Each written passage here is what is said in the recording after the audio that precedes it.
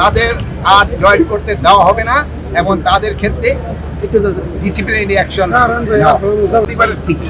আপনার এক ভাই হয়তো সেনাবাহিনীতে গেছে, এক ভাই হয়তো পুলিশ ডিপার্টমেন্টে গেছে, আর একজন হয়তো সিভিল স্টেশনে গেছেন, আরেকজন হয়তো কৃষি কাজ করতেছে। সবাই তো বাংলাদেশের তো জনগণ এইভাবেই, মানে এক পরিবার, তারা তো কোনো এক্সেপশনালি কোনো কিছু না, এরা বাংলারই জনগণ এবং এরা কমিউনিকেট করতে আমার মনে হয় না কোনো অসুবিধা হবে, কোনো ধরনের। এতদিন কোনো অসুবিধা হয়েছে আপনাদের কমিউনিকেট করতে, আমার মনে হয় ভবিষ্যৎ অসুবিধা হচ্ছে। আপনারা ভালো থাকেন।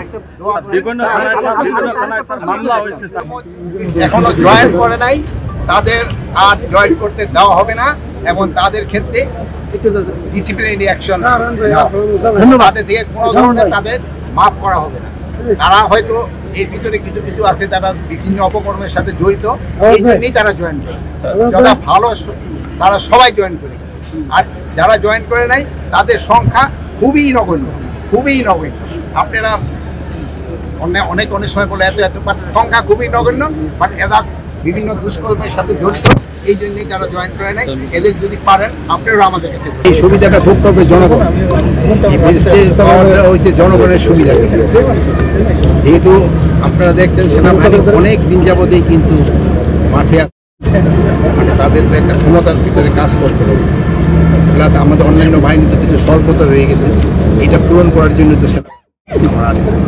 তখন এই যে ম্যাজিস্ট্রেট পাওয়ারটা, এইটার সুবিধাটা ভোগ করবে বাংলার জনগণ।